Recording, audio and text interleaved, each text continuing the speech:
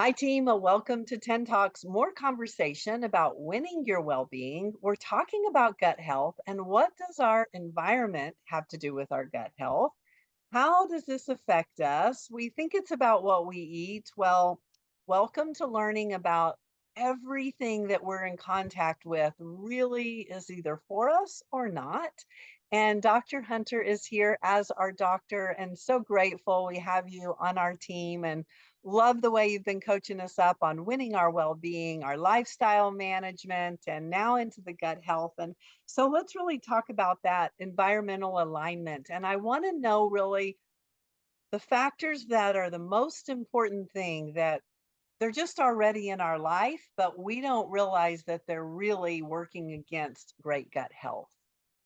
Yeah, it's definitely something I've learned a lot about, Carlette. And, when we think about things we can make sense in our brains, like if you take an antibiotic, that's going to affect your gut health, right? It's killing bacteria all over your body, and great antibiotics are great. We need them sometimes. The things that are a little bit more subtle that we might not think about, but something that, think about the pandemic. How many times a day do you put hand sanitizer on, right? Um, when you go to places and there's antibacterial soap, certainly, we're trying to decrease the level of harmful bacteria in our environment, but what we may be doing unintentionally is actually affecting the good guys, the critters we want in our gut, those teammates we want. We've talked about the biodiversity of the microbiome before, having that tropical rainforest where everybody's got their role and it's really all working together as such a cohesive team. We know that these factors in our environment, and I'm mostly talking about cleaning products, hand soaps, the antibacterial wipes and sprays and things that we use, they have actually been shown in multiple studies to really decrease the biodiversity in our microbiome. So our skin is actually our biggest organ, right? And we absorb a lot through it. So we could be impacting the gut without really realizing it. Well, this is fascinating to really recognize that everything we think we're doing that's for us can actually be harming us. So, I do want to just start with the hand sanitizers, the soaps, the things we're using on our skin. What do we sub in to really be able to win this? Yeah, I would think about more natural products, right?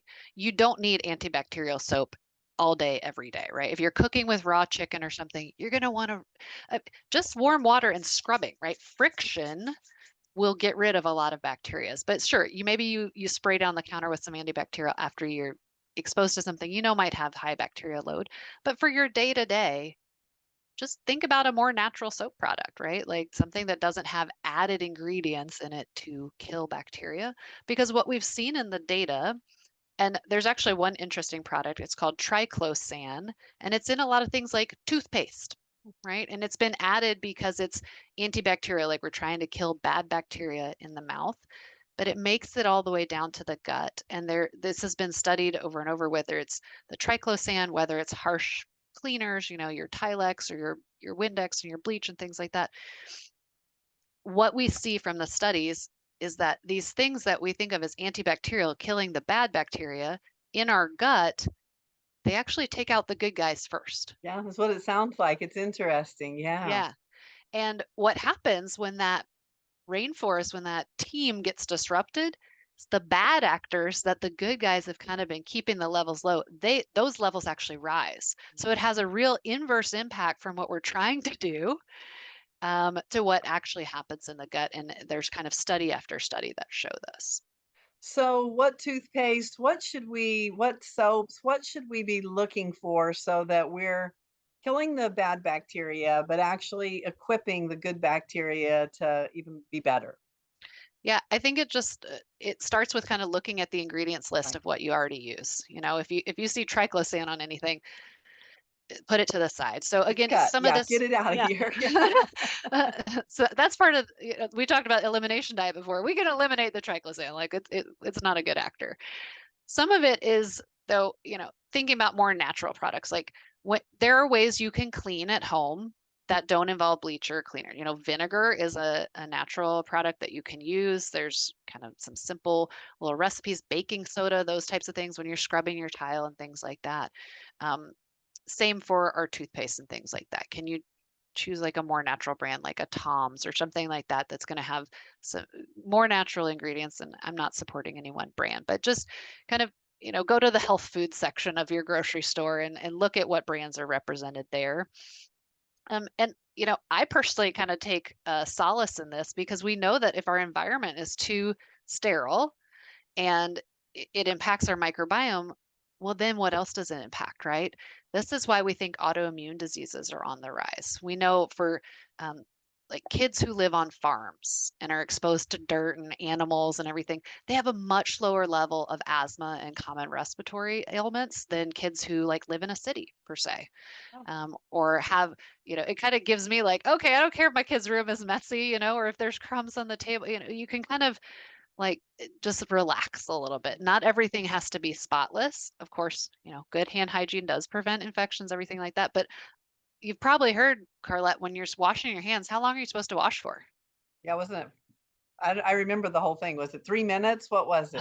Thankfully not 3 minutes, but 20 seconds, 20 right? seconds. And that Okay. and that's scrubbing, both sides of your hands, your Yeah. wrist and everything, and then washing underwater. It's like you could sing happy birthday Yeah, I twice, I think, remember or that we sing the did all alphabet. that during COVID. I completely Yeah. forgotten. So, yeah, so okay. But that the time and the rubbing is really the important thing, right? Okay. So similar to brushing your teeth, I mean, there's actually studies out there that show you don't really need toothpaste. Like you can just water and it's the friction and the flossing is actually maybe a more important tool, right? So I think it comes with awareness. I mean, we've talked about that so many times when we've worked together of, what products am I using today?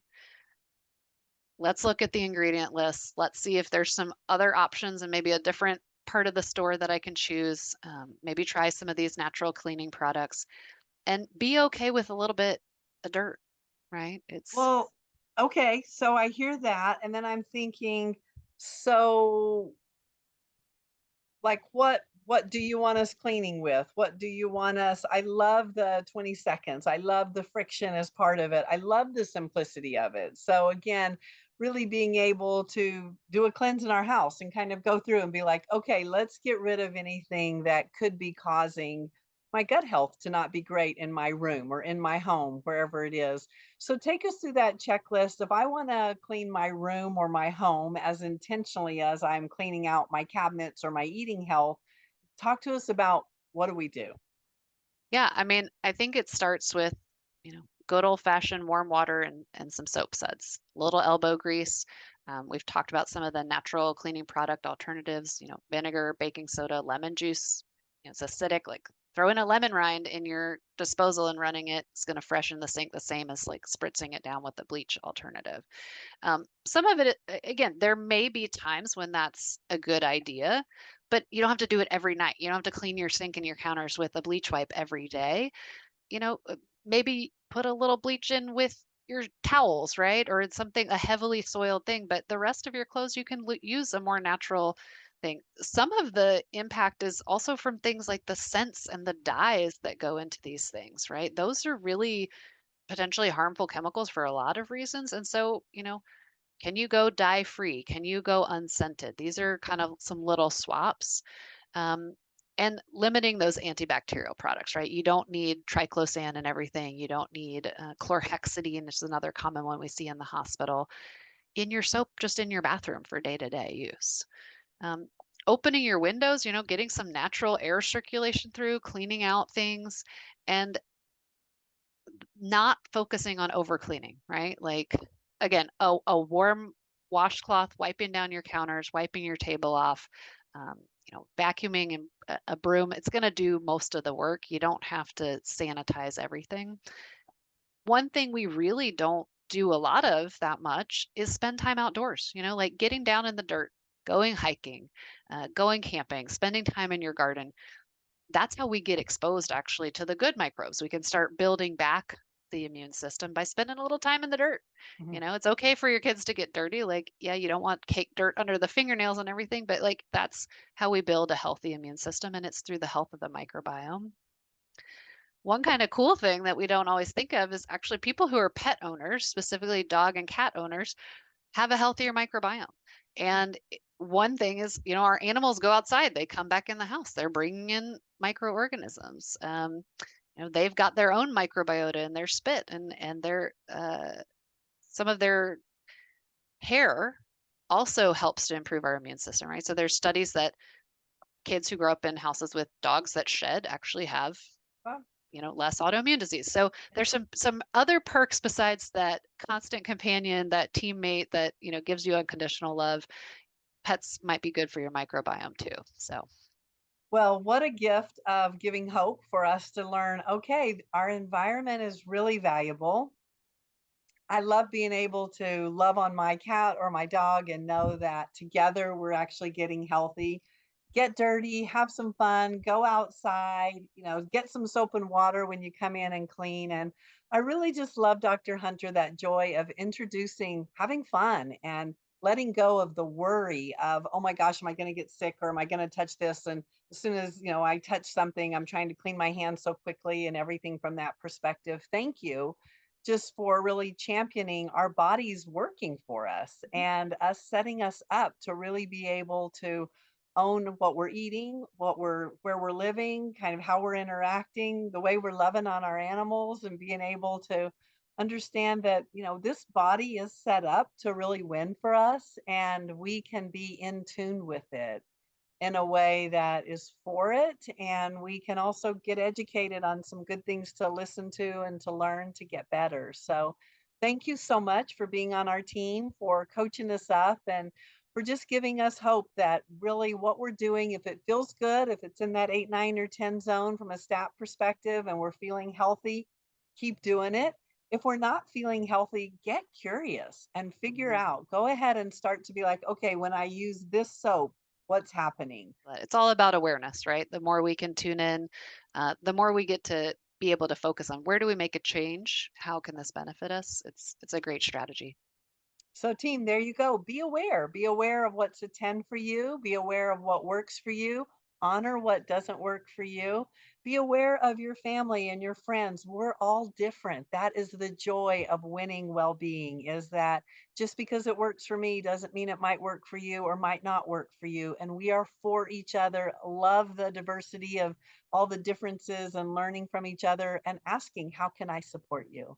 So go out and be a great supporter, champion what matters for you, clean your house, play in the dirt, have some fun, all of the things that are a 10 for you. Thank you, Dr. Hunter. Bye bye.